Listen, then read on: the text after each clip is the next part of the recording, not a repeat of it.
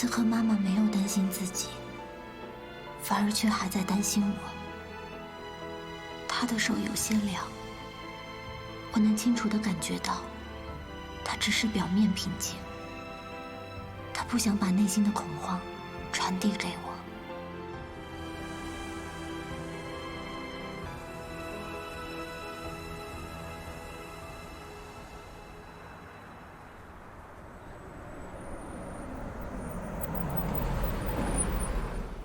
我是易茂集团董事长，我可以代表集团向各位保证，一定给各位一个好的交代。什么时候来？董事长，易总，你说这常进他也真的是，他真的愿意去傻到当一个替死鬼？利益面前，有几个人能看得清楚呢？跟你估计的一点都没错，易钦东这步棋，还是下到常进这儿来了。那就要看常进，他怎么想了。易总，这怎么回事啊？陈建东在易茂集团的股票交易当中涉嫌内幕交易，由证监会移送到公安机关，由于涉嫌金额过大，最终被判为有期徒刑10年。我不知道易钦东到底承诺了他多少好处，但我知道的是，他进去没有多久，他老婆就跟他离婚了，带着孩子改嫁了。他父亲由于没人照顾，很快就病逝了。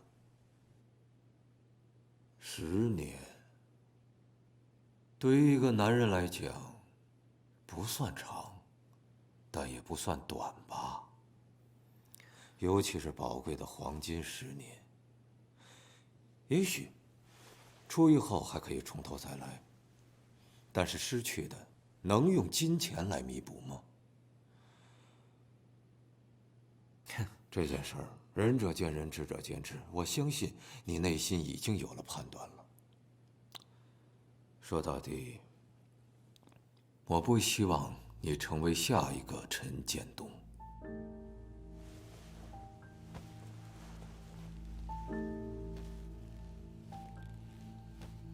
你已经走到悬崖边上了，应该意识到自身的危险。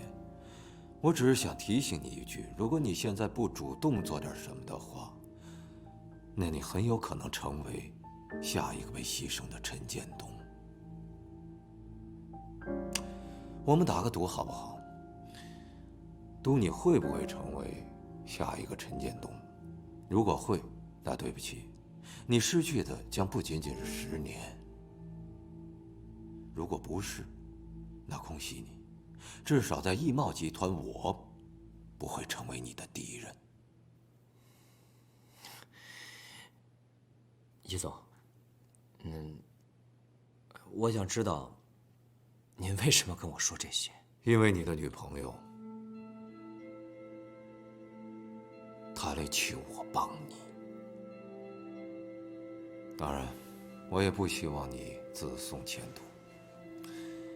防人之心不可无，这句话没错吧？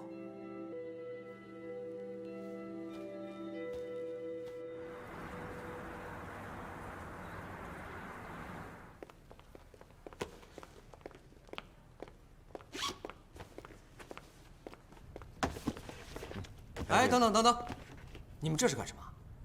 谁允许你们动我东西了？这是公司人事部让我们来这里收拾东西、整理办公室的。你要是有问题的话，你去问人事部好吧？把那个电脑先拿走。哎，等等等等，别动！我告诉你，这电脑是我的，里面有很多我客户的资料，弄丢了，你能负责吗？这个电脑它是公司的财产，不是你个人的。哦，对了，把你那个工作证交出来。从现在开始，你在这里所有的权限都被取消了。谁给你的权利这么做？易总同意了吗？他允许你这么做了吗？我告诉你，就是易总指示人事部让我们来做的。你要是有问题的话，你可以直接去找易总。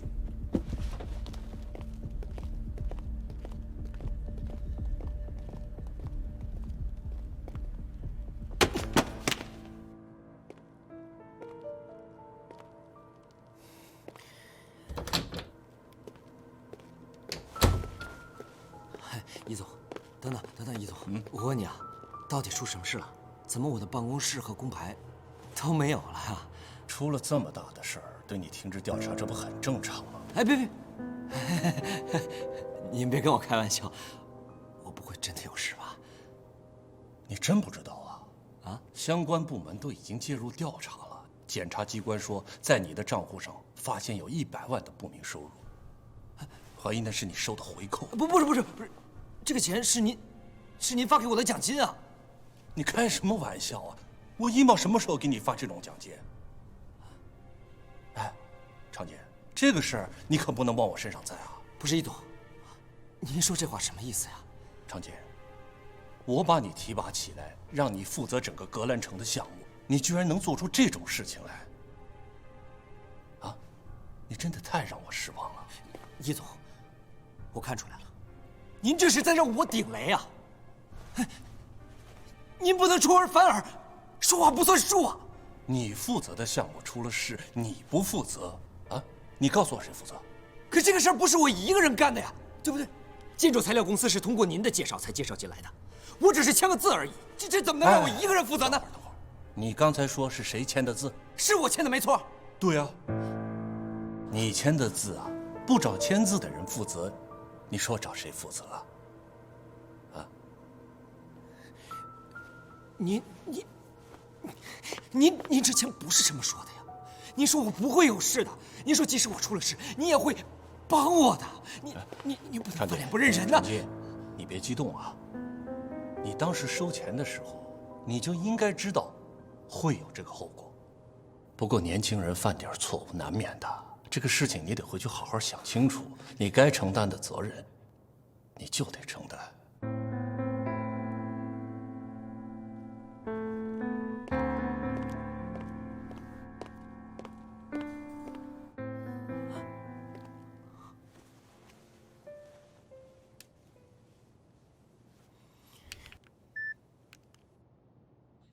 我只是签个字而已，这怎么能让我一个人负责呢？你刚才说是谁签的字？是我签的没错。对呀，你签的字，不找签字的人负责，你说找谁负责？啊？这个录音是常静给我的，这里还有一些跟格兰城相关的资料，有问题的地方我都已经标注出来了，您看一下。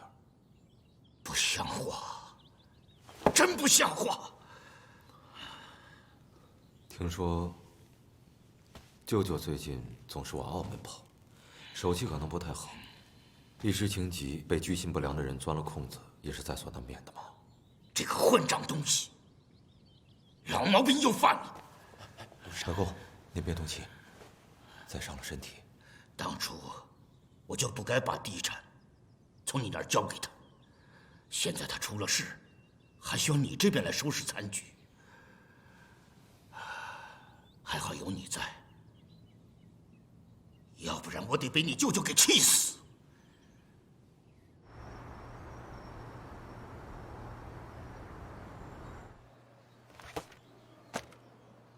情况是这样的，幸亏发现的及时，属于早期。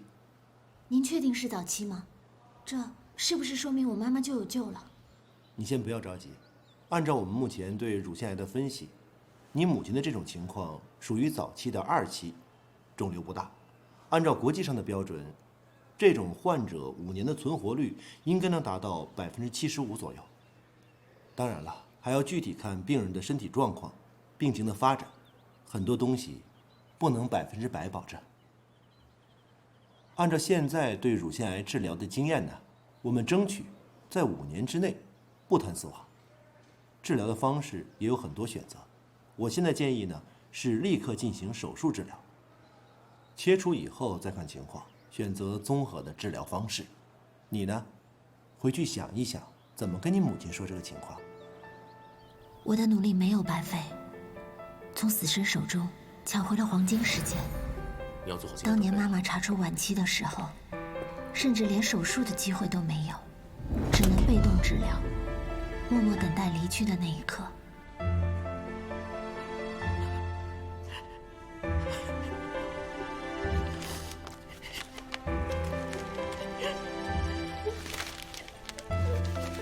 在知道自己是癌症晚期后，平日里爱笑、爱闹、爱打趣的妈妈消失得无影无踪。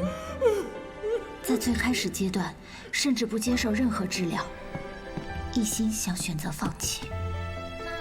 那时候的我，还什么都不懂，甚至也选择了逃避来面对这件事。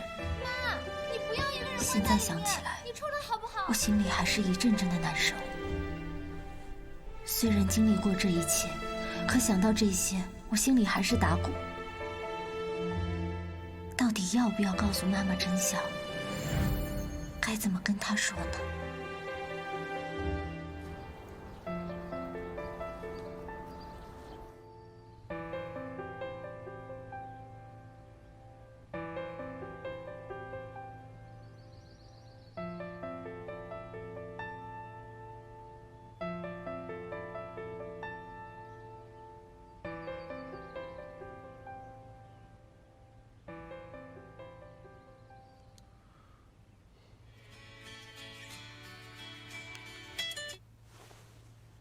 喂，喂，嘉诚，晚上约了李叔叔吃饭，你把手上的事情放一放，赶紧过来。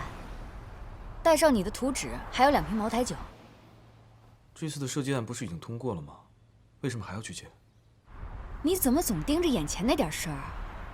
李叔叔手里的项目很多的，他要是认可了你，你以后还愁没机会吗？赶紧过来啊！就这样。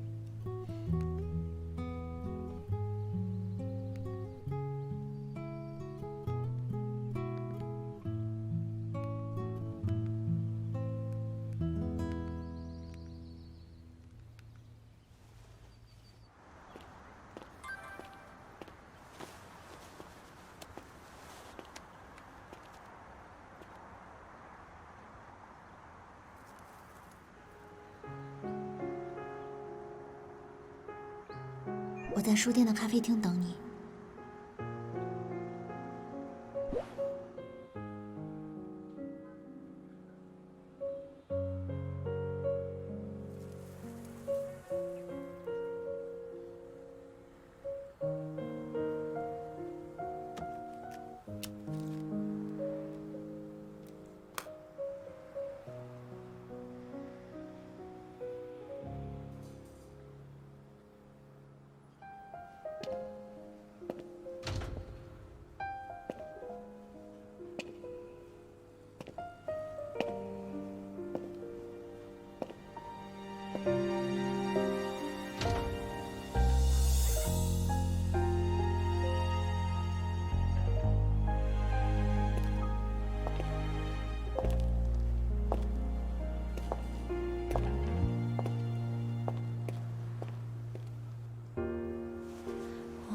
想告诉你，你给我的记忆，像空气如影随形。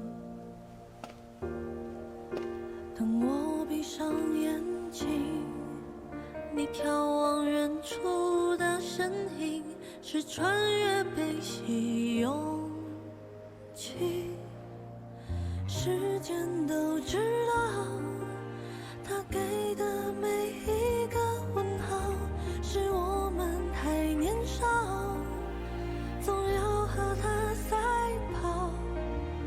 时间都知道，他给的每一次煎熬，是我以为你不会来了，没想到这么短的时间，竟然发生了这样的事情。爸爸在我很小的时候就已经走了，所以从小到大，是我和我妈妈2个人一起生活。我和妈妈之间，不管谁发生任何事情，都是有商有量，商量着来的。现在妈妈出了问题，一时之间，我突然不知道该找谁去商量这个事儿了。所以，你是想听我的意见吗？你的意见对我很重要。如果是我的话，我想我应该会全盘如实托出。你是说实话实说？不好意思。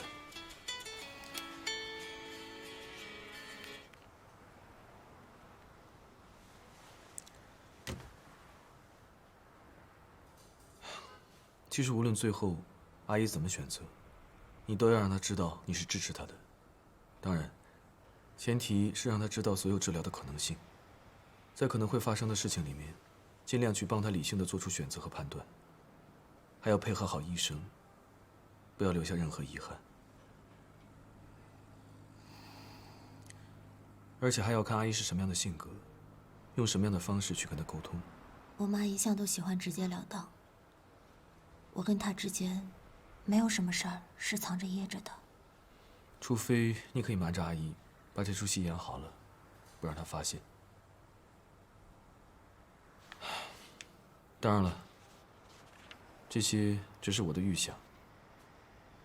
事情没有发生在我身上，我也没有设身处地的去经历，所以我不能完全从你的角度出发帮你考虑。不，你说的是对的。其实这个时候，我不应该去感性，而应该是理性的去面对思考。起码，我不能先倒下。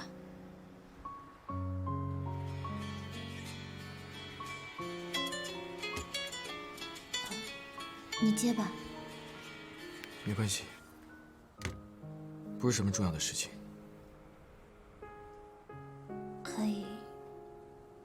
可以陪我坐一会儿吗？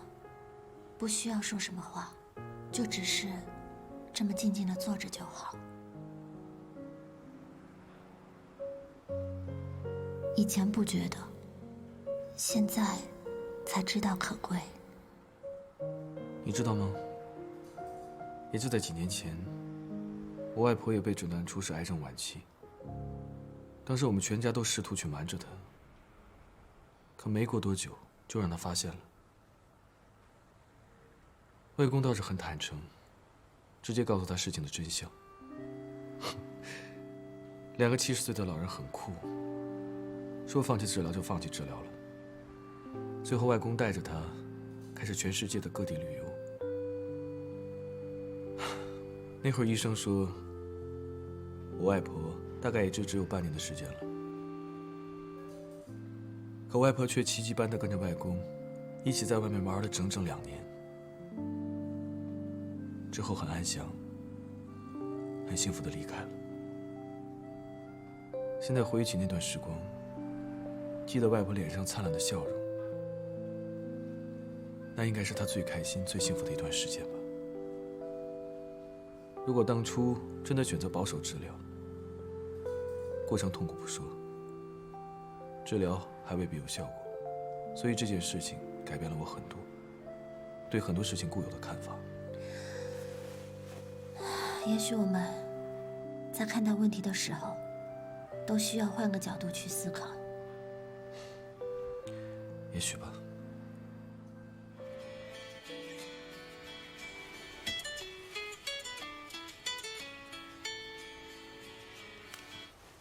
小静。喂，叶嘉诚，你怎么还没到啊？李叔叔都已经到了，你还不接我电话？小静，不好意思，我这边有点事耽搁了。等等，我马上就到，好吗？你有……喂？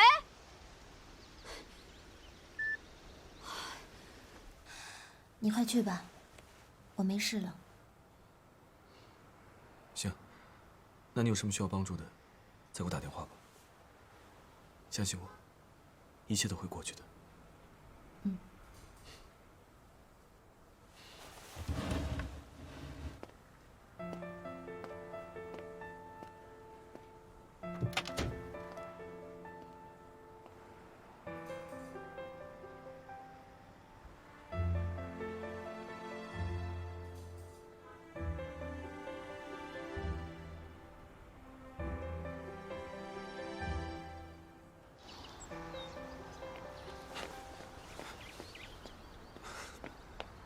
小江，你怎么才来啊？你知不知道李叔叔早到了，一直在等你？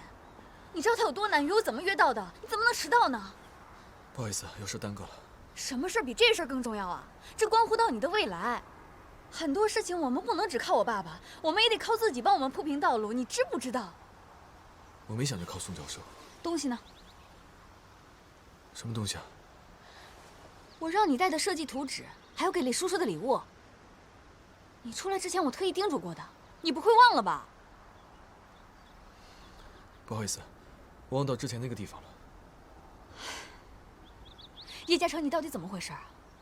我今天约李叔叔就是为了看你的设计图稿，结果你没带。另外，人家愿意来是因为看我爸的面子，你让人家空手回去，你懂不懂事儿啊？实在不好意思，我出门的时候真的带了。要不，我现在进去跟李叔叔说一声。行了，你赶紧回去，把东西给我取回来。现在？没必要吧？我可以进去跟李叔叔叙述一下我的设计理念。谁有功夫听你说啊？人家今天愿意来，无外乎就是给我们一个机会，让我们和人家建立一种联系。李叔叔真的是看中你的设计图稿吗？我告诉你，人家看中的是我爸的面子。搞关系我不擅长，如果不想聊设计的话，我就不进去了。你什么意思啊？难道你让我一个人进去啊？这个李叔叔本来就是你想见，不是我想见啊！你什么态度啊？我告诉你，我这是在帮你，不是在求你。好，谢谢你啊，我不需要。哎，叶嘉诚！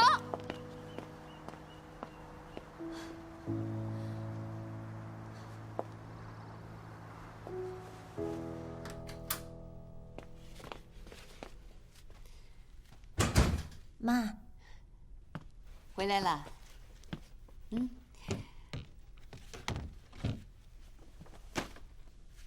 累吧？还好。来吃苹果。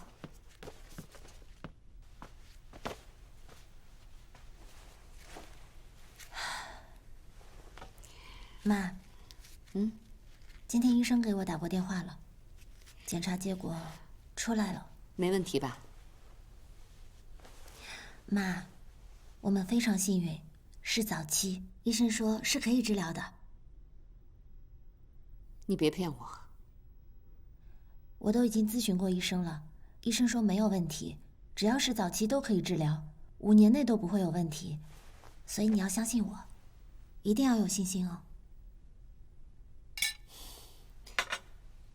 如果是恶性的，我不治。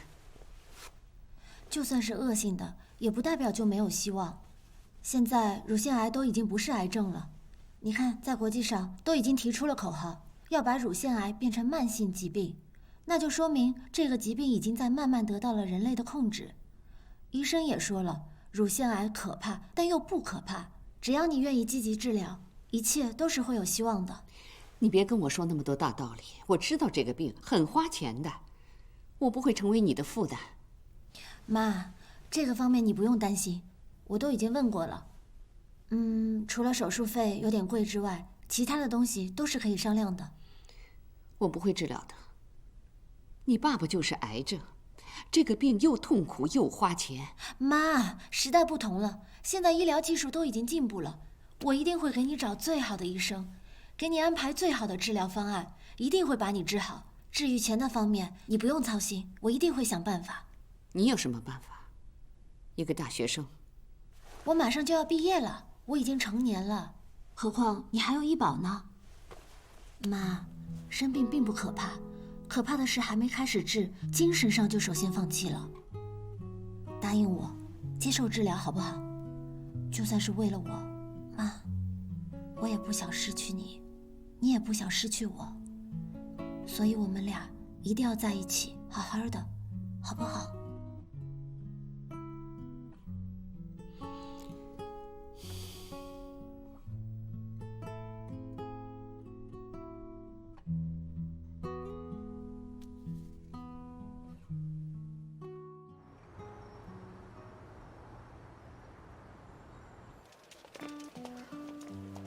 你好，你好，我问一下，化验在什么地方？哦，您身后拐角右手第2间。啊，谢谢啊。不客气。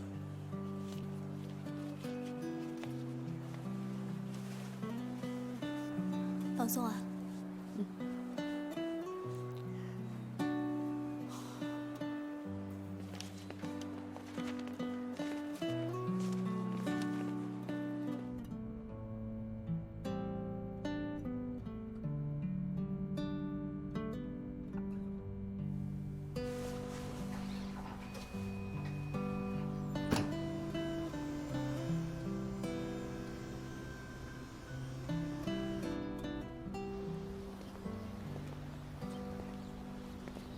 好久都没有跟你这么朝夕相处了。你去大学读书，妈妈也不能打扰你。现在倒好了，成天在家腻着，我都有点不习惯了。都怪我不好，我对妈妈的关心太少了。没有啊，你的孝心妈妈感受到了。你看谁让我生了这么一个漂亮聪明的女儿啊？你说我是怎么生出来的？哎呀，妈在想，即便我结局不尽如人意，但是我也心满意足了。哎，妈妈，犯规。所以你今天的巧克力限额取消了，说好不许被关的。我错了，我检讨。看到妈妈承认错误的态度，这样良好，我决定中午请你一顿哇超级大餐。大餐？你哪儿来的钱啊？妈妈有一种东西叫做奖学金，哎，谁让你的女儿这么优秀？哎呦，我的宝贝！走。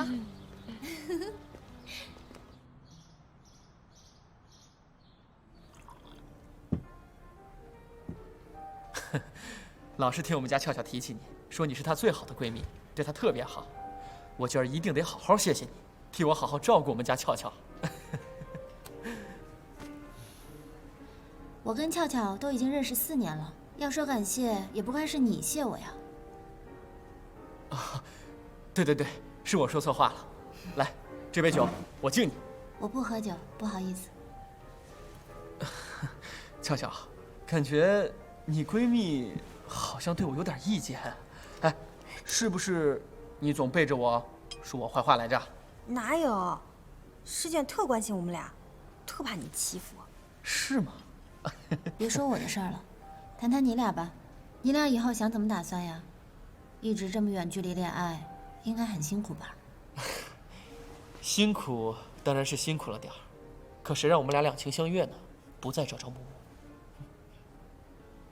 那对未来有没有什么计划呀？总不能一直这么两地分居吧？我当然听我们家俏俏的了，全听她安排，我当然无条件同意了。俏俏，我今天把话放到这儿，不管咱们俩在不在同一座城市，我对你的感情永远都不会有任何变化。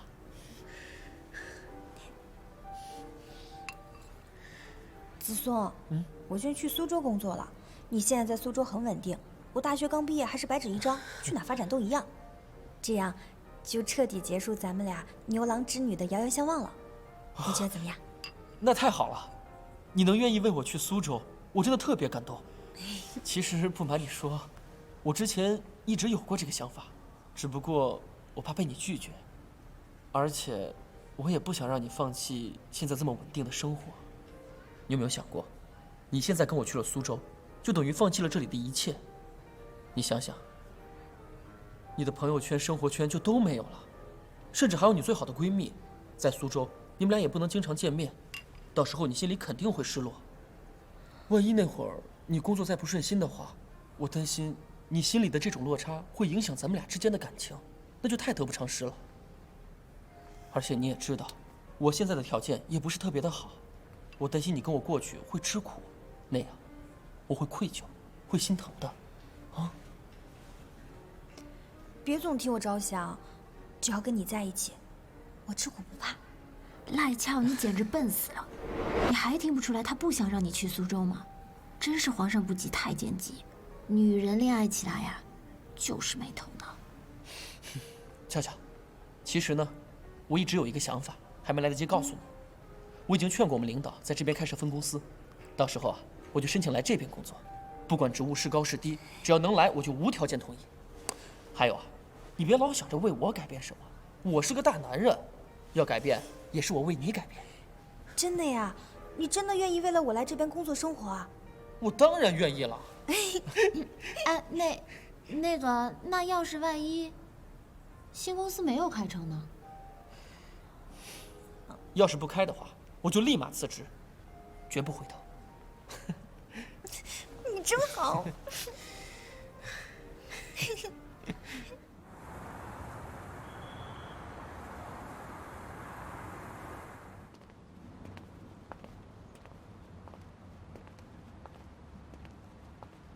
哎，今天见完面，你对子松感觉如何啊？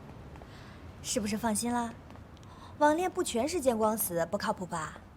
你真的放心把他一个人留在苏州吗？虽然说是要开分公司，可是这公司现在还是没影子的事儿，谁知道他到底要在苏州留多久啊？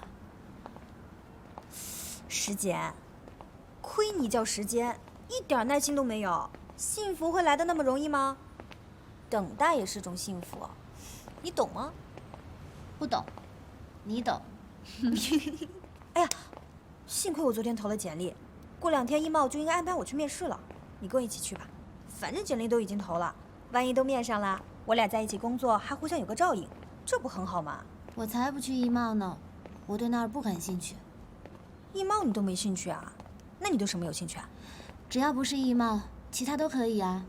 当然了，必须得是薪水好的地方。虽然我妈的手术费呢，现在按照家里的存款来说是够用了，可是后面一系列的费用我还是需要准备起来的。所以幸亏那几家大的公司我都已经投了简历，薪水都不错，现在就等他们的消息了。姐，虽然我没有什么钱，但多少都可以凑点儿。你要是跟我见外，我对你不客气啊。好啊，先拿100过来。啊？嗯。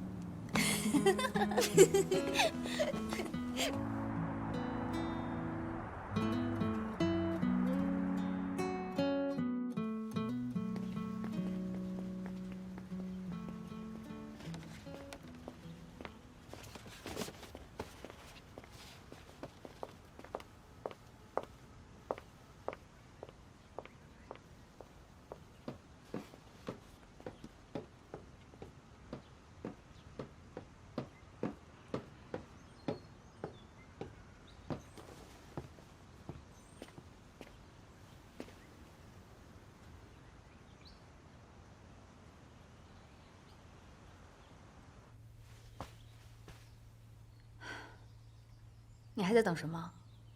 我都已经站在你面前了，你还要让我怎么样？你要我干嘛？道歉啊！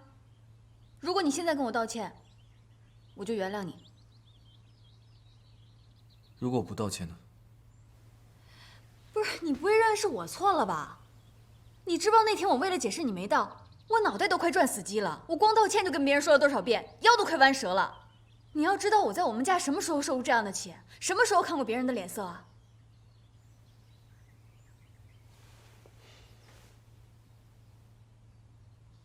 那天我的确不应该一走了之，我应该进去跟他们解释一下，不应该留你一个人去面对。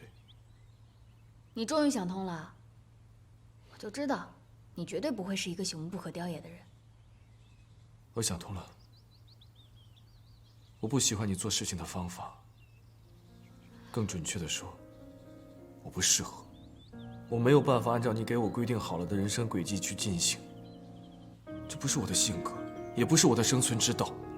我希望别人关注我是因为我的设计，而不是因为我会去搞人际关系，也不是因为我和你的关系，更不是因为你父亲的地位。哎，嘉诚，怎么了？是不是有人说什么闲话了？没有。这是我个人想法。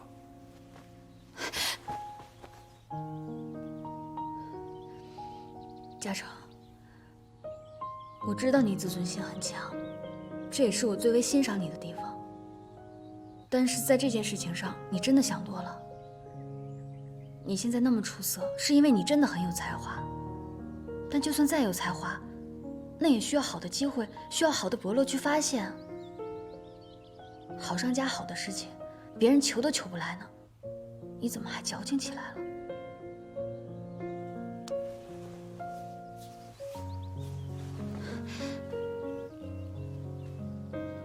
不是矫情，我是希望能够用自己的方式去生活、去工作。好，我知道了，我以后不勉强你了，行吧？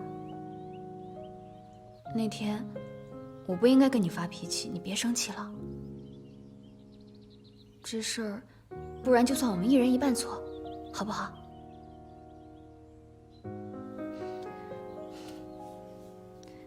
嘉诚，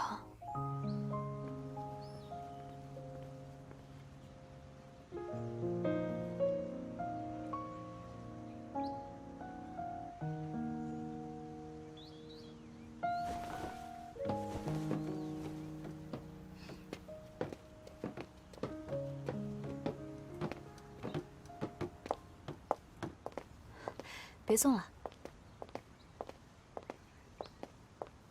嘉诚，那我就先走了。拜拜。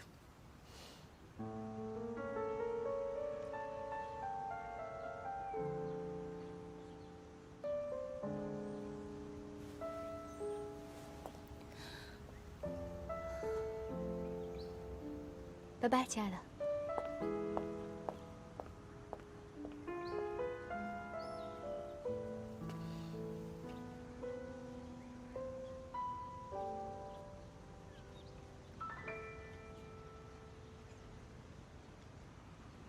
师姐，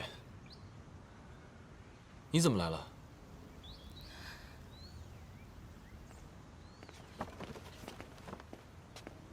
上次你落了东西在咖啡馆，我本来是想快递给你，但担心这是贵重物品，所以就想还是亲自送过来比较安全。不好意思，这些东西应该我自己去取的，麻烦你专门跑一趟。刚刚看到宋师姐上去找你，所以就没好意思去打扰你们。你在这里一直等到现在。其实，这些东西你完全就可以放到楼梯口的，不必。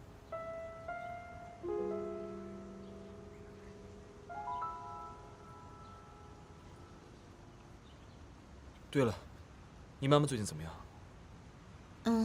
已经住院了，她过几天就要进行手术了。那次跟你聊完之后，我就决定跟她坦白一切。所幸的是，她的反应并没有太激烈。那就好。如果还有什么我能帮忙的，你随时打给我。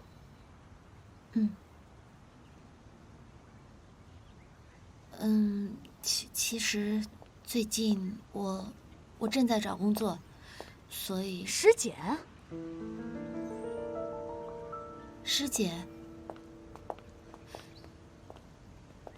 你怎么会在这儿？上次我跟师哥遇到，他落下了东西，所以我给他送过来。你们俩怎么会遇到？什么东西啊？就是上次的那个。易嘉诚，你上次迟到就是为了见他呀？